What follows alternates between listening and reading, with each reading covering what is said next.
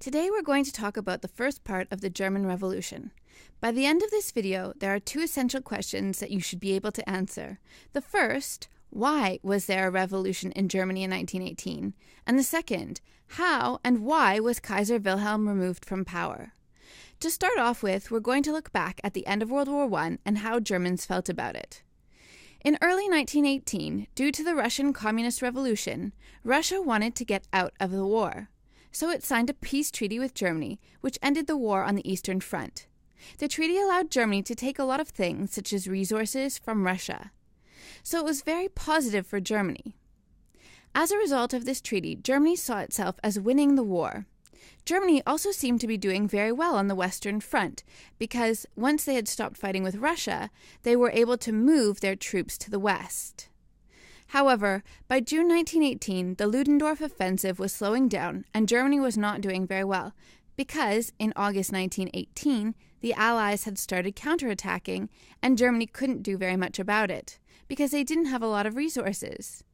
So, Germany was now losing the war, and by September 1918, it was clear that Germany had to make peace with the Allies.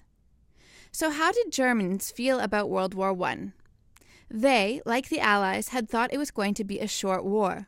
They also believed that they were going to win and it would be easy.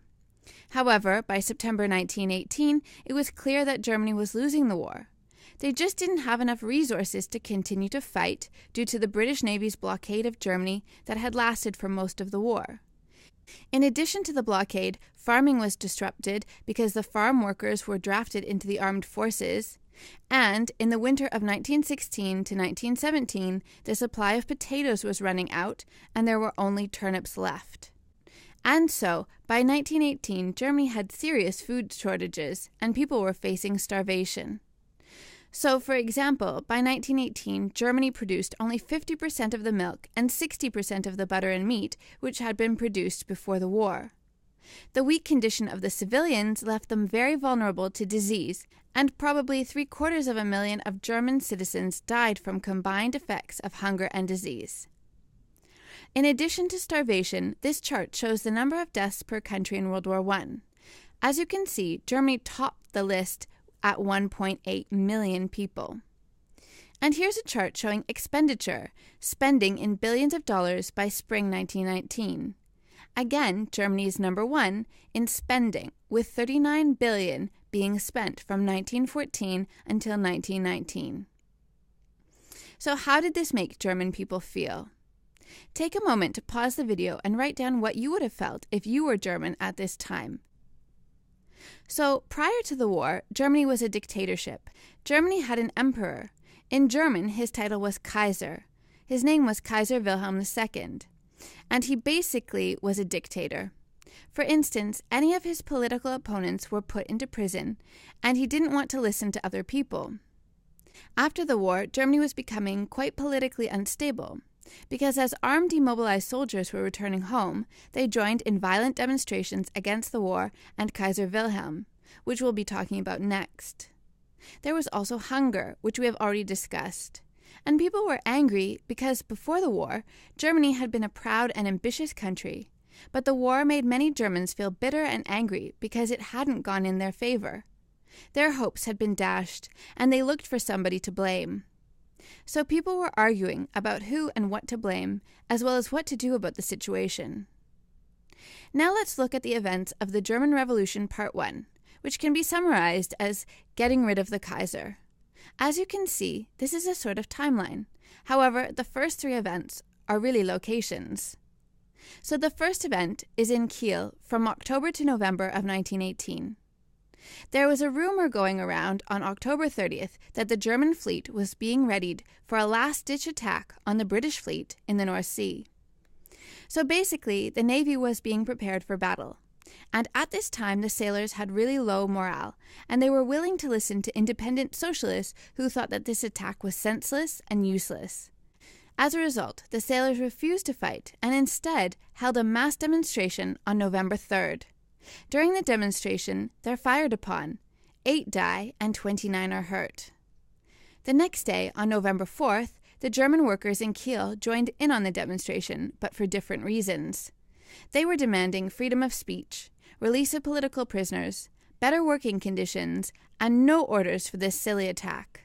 So it wasn't really a fully blown revolt yet, but this revolutionary spirit spreads from Kiel, and that's why it's quite important. And one of the places that the feeling of discontent spreads to is Munich. So again, this is in early November in Munich, and people were scared of invasion. They were afraid, and they turned to the Independent Socialist political party because the socialists wanted peace. So most people in Munich didn't want to be involved in this war anymore. On November 4th, all of the socialist parties in Munich joined together to ask for change. Not big changes, just small changes. And again, on November 7th, there was a mass demonstration. On the 8th, a declaration was released that said, in Munich, Bavaria, what they wanted was sort of like a United States of Germany, where the different German states were independent but united, just like in the United States of America. So what they're sort of saying was, we want to be separate. And this really pushed socialist leaders in Berlin to take action. And Berlin is where we go to next. So in Berlin, again, there were two issues that were really important to people. Armistice, basically peace, and the abdication of the Kaiser. They want the Kaiser to step down as leader of Germany. Basically, the government and the people think that armistice would be easier to achieve if the Kaiser and the ruling class was removed from responsibility.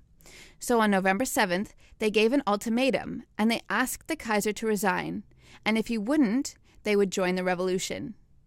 On November 9th, a general strike organized by the Social Democrat Party took place in Berlin.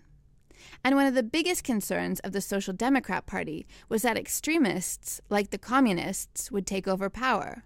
So a man by the name of Philipp Scheidemann made an announcement that said that the Kaiser had abdicated and Germany had become a republic. This announcement was made because the Social Democrats wanted to ensure that a communist revolution did not happen. By November 9th, Friedrich Ebert, leader of the Social Democrats, became Chancellor of Germany. The very next day, Kaiser Wilhelm fled to Holland, and finally, on November 11th, an armistice was agreed to. If you studied the First World War module, you have already learned about this armistice. But it is important to remember that an armistice is an agreement between two sides in a war that stops the fighting for a certain period of time. It is not the formal end of the war, just a cessation of violence so a more formal agreement can be arranged. So those are the main events of the German Revolution Part 1, which was getting rid of the Kaiser. In our next video, we'll be looking at the political instability that occurred after the Kaiser was removed from power. Thanks for watching, and see you next time.